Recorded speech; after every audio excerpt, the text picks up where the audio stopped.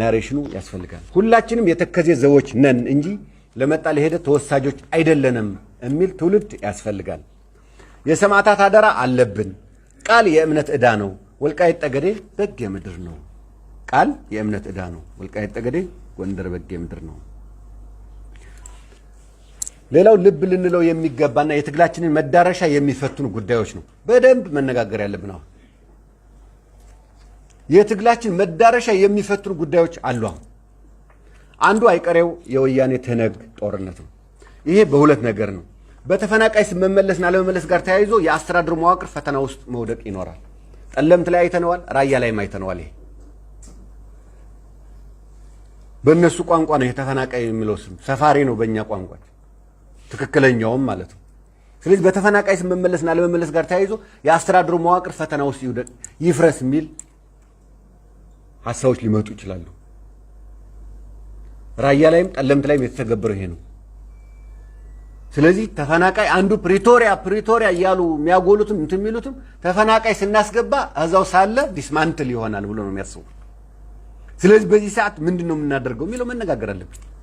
نعمتات وتادراو سعليم كوستو زتنحو حيلتات أمحرا بقليلو سميخا زيت شندو ملغ تحليفو مالو بفيدرال منغستي مكل خالنا نعمتات وتادراو سلطنا كوهابوم زتنحا بكونري لدمك أزودو وانا محدار زوبا معراب زبلك السم نبعلو زهابا لشاتي داملو حدش وتادراو خدان سخدينوم تكزاك ساقر زدالي حيلي وخلوص خونا سوقومتي كانو وسدينا زبل ملغ تحليفو مالو قزعات تقراين مملاسا بزقبر كيدي قزعاتنا حليفنا ينهبن زبل مرقت حيزوم زنقاساسو زلو አካላት ውህዳት ዘይኮኑ ማሕውራት ብልጽግናን ከለላም ሓራንግን ናይቲ ኣብ ግዛት ትግራይ ዝካየድ ዘሎ ዘይሕጋው ምንቅስቃስ ደገፍቲ ድጋፍ ወሃብትን ኮይኖም ይምቀጽሎም ናይ ዝሓደ መርኣያ ዝኾነ በቤት ጽሕፈት ኮሙኒኬሽን ከለላም ሓራን ኣምሓራ ብሮድካስቲንግ ኮርፖሬሽን በትማሊ ሚያዝያ 8 የተከዘይ ትውልድ የተከዘይ ዘብነቱ በተግባር ማሳየት ይጠበቅበታል ዝብል ርእሰ ተጠቂሞም ኣብ ዘቃል ሕው ዛዕባ ሕመራ ኣካል ከለላም ሓራ ገይሮም ዘቕርቡ እንትኾኑ ቤት ጽሕፈት ጉዳያት ኮሙኒኬሽን ትግራይ ውን በقلوع حق መንግስታው ጥሕሰት ዝተመለኦም ነውዕለ ፕሪቶሪያ ዘጻባዕ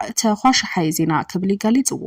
ቤት ጽሕፈት ጉዳያት ኮሙኒኬሽን ትግራይ ኣማስዮ ብዘውጽኦ ዋናው መግለጽ ከም ዝሕብሩ ድማ እዚ ተግባር ተራ ነገር ዘይኮነስ ኮነ ተባይሉ ሕገ መንግስታው ግዛት ትግራይ ኣካል ክልል ኣምሓራ ገይሮም ናይ ዝሓለፉ ከይኣከል ብተደጋጋሚ ውን ቀጽሎም ኣለዉ እዚ ሓላፍነት ዝጎድሎ ተግባር ሕገ መንግስቲ ዝጥሕስ ነውዕለ ፕሪቶሪያ ውን ብቐጥታ ዘጻባዕ ተቐባልነት ዘይብሉ ስለዝኾነ ድማ በህጹጽ ከረም ይጸውዑ ቤት ጽሕፈት ኮሙኒኬሽን ክልል ኣምሓራን ኣምሓራ ብሮድካስቲንግ ኮርፖሬሽን በተደጋጋሚ ካብ ዘቕረብዎም ሓላፍነት ዝጎደሎም ናይ ክልቲኡ ክልል ህዝብታት ንዘመናት ሓቢርካ ናይ መንባር ስኒት ዝሽርሽር ብቐጥታ ድማ ንኻልእ ጎንፂ ዝዕድም ተኻሽሓይ ጸብጻብ ዜና ብህጹጽ ከረም ኣብ ልዕሊ ነቲ ዜና ዘዳለው ነቲ መደብ ዘጣዕሙ ኣካላት ድማ ስጉምቲ ክውሰደሎም ዘጸውዐ መግለጺ ቤት ጽሕፈት ጉዳያት ኮሙኒኬሽን ትግራይ መንግስት ፌደራል ውን ኣብ ልዕሊ ከምዚ ዓይነት ሕገ መንግስታዊ ጥሕሰት ዝፍጽሙ ትካላት ሕጋዊ ስጉምቲ ንኽወስደሎም ይጸውዑ ኣብ ሹመት ሓድሽ ፕሬዝዳንት ግዝያዊ ምሕዳር ጀነራል ታደሰ ወረደ ስነ ስርዓት ርክክብ እንትፍጸም ብፌደራል መንግስቲ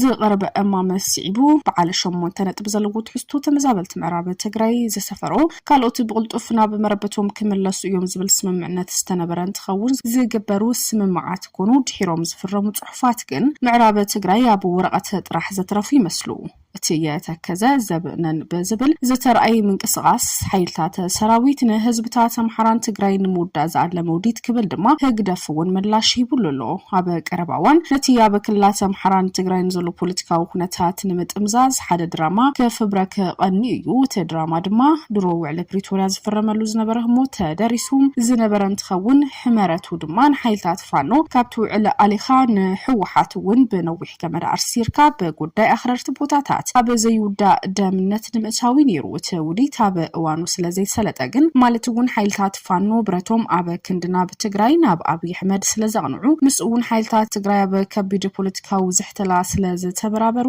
ዝተሓሰበ ሰፊሕ ህዝባዊ ስረት ዘለዎ ቂምን ቅርሕንትን ዝተቐነተ ናይ 30 ዓመት ኩናት ሕድሕድ ከይተበገሰ ከቀልበስ ውን ክኢሉ ህንደሳን 30 ዓመት ዝቕጽል ናይ ህዝብታት ሰሜን ዝብልዎ ንሳቶም ሕድሕዳዊ ደማዊ ጎንፂ ካብ ሕቡእ መዛግብቲ ዘረከብቶም ዝዘረቀ ሰላማዊ ሓበሬታ ዘተመርኮሰ እዩ ዝኾይኑ ድማ ተሓቂ ኢሎም እውን ምምሕዳር አብይ አሕመድ ብኩሉ መኣዝን ተስፋ ዝቁረጽ ፖለቲካዊ ጸጥታዊ ኩነታት ስለዝገጠሙ ነቲ ናይ ቅድመ ድራማ ምርኩስ ዝገበረ አብ ከንቱ ሃቀነ ዝተሰረተ አብ ክልል አምሓራ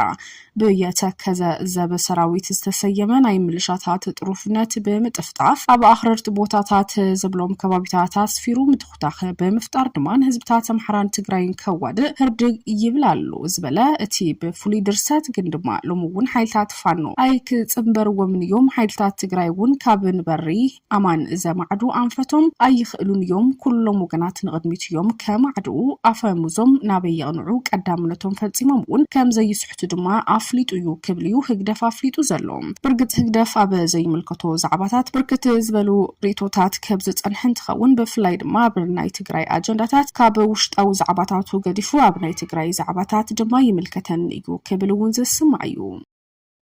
ዶክተር ቴድሮስ አድሓኖም አብ ውሽጥ ዝርዝር 100 ጽዕንቶ ፈጠርቲ ዝዓመት ኮይኑ ተሓሪሉ አብ ዝዓመት ካብ መንጎ ጽዕንቶ ፈጠርቲ ዝተባሃሉ ዶናልድ ትራምፕን ኤለን መስክን ዝርከብዎ እንትኾኑ ዓመታዊ ዝርዝር ጽዕንቶ ፈጠርቲ በመውጻእ ዝፍለጥ ታይምስ መጽሔት ንዶክተር ቴድሮስ አድሓኖም አብ ውሽጥ ዝርዝር 100 ጽዕንቶ ፈጠርቲ ዝዓመት ጸሪሕዎ ኣሎ ዳይሬክተር ውድብ ጥዕና ዓለም ዶክተር ቴድሮስ አድሓኖም ነታ ፍልጦ ስዒቡ አብ ማሕበራዊ መራኸቢኦም አብ ዝሕለፉ መልእኽቲ ታይም መጽሔት አብ ዝርዝር 100 ጽዕንቶ ፈጠርቲ ዝዓመት ጸሪሕኑ ዘሎ እዚ ድማ ብውድብ ጥዕና ዓለም ብዘይ ዕረፍቲ ቀትርን ለይትን አብ ምስራሕ ንዝርከቡ መሳርሕተይ አፍልጦ ክብዩ ኢሎም ኣለው ዶክተር ቴድሮስ አድሓኖም አፍልጦ ከተማታት ገጠራት ጉንጸብ ዘለዎም ከባቢታት አብ ምስራሕ ንዝርከቡ ሰብ ሞያ ጥዕና እውን አፍልጦ ዝህቡ ብምዃኖም ብምግላጽ እውን ኩሉ ሰብ ጥዕንኡ ክሕሉ እቲ ውድብ ይሰርሕ ንዘሎ ስራሕ ዝድግፉ አፍልጦ ዝህብ ክኸውን ከም ዝኽእል እውን አንፊትሎ ዶክተር ቴድሮስ አድሓኖም አብ እቲ መጽሔት ብዛዕባ አበርክቱ ምስክርነት ንዝህቡ አብ ምክልኻል ሕማማት ልዑል ግደ ዘለዎ ተመራማሪ ዶክተር ላሪ ብሪሊያንት እውን አመስጊንሎ ዶክተር ላሪ ብሪሊያንት ድማ በጽሑፉ ዶክተር ቴድሮስ አድሓኖም ዳይሬክተር ውድብ ጥዕና ዓለም ካብ ዝኾን ጀሚሩ ግልጋሎት ጥዕና ዓለም ለውጢ ከም ዘርአየ ምስክርነቱ ሂብሎ ዘለውጢ በመሪሕነት ሳይንሳዊ ዝኾነ ውሳነታት ዶክተር ቴድሮስ አድሓኖም ዝመጸ ምዃኑ እንትገለጽ ዶክተር ቴድሮስ ኣብቲ ውድብ ርኡይ ለውጢ ዘምጹ መራሒ ብምዃኑ ድማ መሪሕነት ዶክተር ቴድሮስ አድሓኖም ሓቀኛን ውጽኢት መሰረተ ዝገበረን እዩ ከበል እዩ እቲ ዶክተር ላሪ ህዝብ ዓለም ካብ ዝሓለፉ ግዜያት ዝሓሸ ጥዕና ዘለዎ ንኽኸውን ከም ዝገበረ እውን ጠቂዑ ዘሎ ታይምስ መጽሔት ኣብዚ ዓመት ጽዕንቶ ፈጠርቲ 100 ኢሉ ካብ ዝጸርሖም ውሽጢ ድማ ፕሬዚደንት ኣሜሪካ ዶናልድ ትራምፕን በዓል ሃፍቲ ኤለን መስክን እውን ዝርከብዎ እዩ ተጋሩ አብ ዝርከብሉ ዝተዓቕብሉ ተነድባ ሓደጋ ባራሓ ወጋጢምሎ ብሰንኪ መንነቶም ካብ መረበቶም ናብ ሱዳን ተሰዲዶም ፍቅዶ ማእኸላት ምዕቆብ ዝርከቡ ተጋሩ ሓደጋ ባራሓ ብተደጋጋሚ ዘጋጥም ዘሎ እንትኸውን ብሎም ዕለት 9 ሚያዝያ 2017 ዓመተ ምህረት አብ ዘውግሕ ለይቲ ርብዒ ጎደል ን10 እውን ሰብ ብደቅሱ አብ ሱዳን ማእኸል ምዕቆብ ስደተኛታት ተነድባ ሓደጋ ባራሓ ዘጋጠም እንትኸውን ከቢድ ሓደጋ እውን ኣብጽሕሎ እቲ ሓደጋ ዛጊድ መልዕሊኡ ዘይተፈልጠ እንትኸውን በዘግ ማሓደጋ ብርክት ዝበሉ መንበር አባይቲ ትካላት ንግድን እንትቃጸሉ አብ ሰብ ግን ሳብ ሕዚ ዘሎ ሓበሬታ ግን ጉዳት ከም ዘይበጽሐ ይዝሕበር ብፍላይ ሓደጋ ባርዕለይቲ ዘጋጠመ ብምዃኑ ህዝቢ ቀልጢፉ ከጥፍኡ ከም ዘይከኣለን ሓጋዝ ብምስኣኑ ድማ ከቢድ ክሳራ ከም ዘብጽሐውን እናተገለጸ ይርከብ ብቀረባ መዓልታት ጥራሕ ንሓምሻይ ግዜ ሓደጋ ባርዓው ዘጋጠመ እንትኸውን ክልተ ትሕቲ ዕድመ ህፃውንቲ በቲ ሓደጋ ባርዓው ህይወቶም እንትሓልፍ ብርክት ዝበሉ ገዛውቲ ድማ ካብ ጥቕሚ ወጻእ ክኾኑ ከም ዝኽኣሉ ይዝከር ብኣማይታ ሽሓት ዝቁጸሩ ስደተኛታት ዞባ ምዕራብ ትግራይ ብሰንኪ ወረርቲ ጽንተት ካብ መረበቶም ተመዛቢሎም ኣብ ሃገረ ሱዳን ዝተፈላለዩ ግዜያዊ መጽለል ዓቂቦም ብጥሜትን ሕማምና ተሰቃዩ ዝርከቡ እንትኾኑ ሕዚ እውን መላእ ማሕበረሰብ ዓለም ቆላሕ ከብሎም ድማ እናተማሕፀኑ እውን ዝርከቡ እዮም ሰራዊት ሓርነት ኦሮሞ ሕነናይ ምፍዳይ ወፍሪ ጀሚሩሎ ኣብ ምብራቅ ወለጋ ብዕጡቃት ብዝተፈጸመ ናይ ሕነ ምፍዳይ መጥቃዕቲ 29 ሰለማውያን ሰባት ዝተቐትሉ እንትኾኑ ድሕሪ ቅትለት ኣባላት ሰራዊት ሓርነት ኦሮሞ ድማ ብሓይልታት ጸጥታ መንግስቲ ኣብ ክልል ኦሮሚያ ዞባ ምብራቅ ወለጋ ወረዳ ሆሮ ሊሙ ኣባላት ሰራዊት ሓርነት ኦሮሞ ዝኾኑ መራሕቲ እቲ ጉጅለ ኩምሳ ደሪባ ማለት እውን ጃልመሮ ብሓይልታት መንግስቲ ዝተፈጸመ ማለት እውን ሕነ ንምፍዳይ ብዝብል መጥቃዕቲ ዝፈጸሙ እንትኾኑ ብዝተፈጸመ መጥቃዕቲ ስዒቡ ድማ 29 ሰባት እውን ሞይቶም ነበርተን ስድራ ሞትን ከም ዝብልዎ እቲ ብ29 መጋቢት 2017 ናብ ወረዳ ሃሮሊሙ ኣብ ቀበሌታት ጎርባ ጉዲና ንሱገን ዝተፈጸመ መጥቃዕቲ ብዕጡቃት ኣባላት ሰራዊት ሃርነር ኦሮሞ ዝተፈጸመ መጥቃዕቲ እዩ እንትብሉ ቀፂሉ ድማ ብዘጋጠመ ተኸታታሊ መጥቃዕቲ ብውሕዱ 10 ሰላማውያን ሰባት ከም ዝተቐትሉ ይተሓቢሩ ዘሎ ነበርቲ ተኸባቢ እውን እንትኾኑ ኣብቲ ከባቢ ብሓደ ሰብ ዕጡቃት ዝፍጸም መጥቃዕቲ ከም ዝቐጸለ ውጽኢቱ ድማ ተወሰኽቲ ከሳራታት የስዕብ ምህላው እናተሓበረ ይርከብ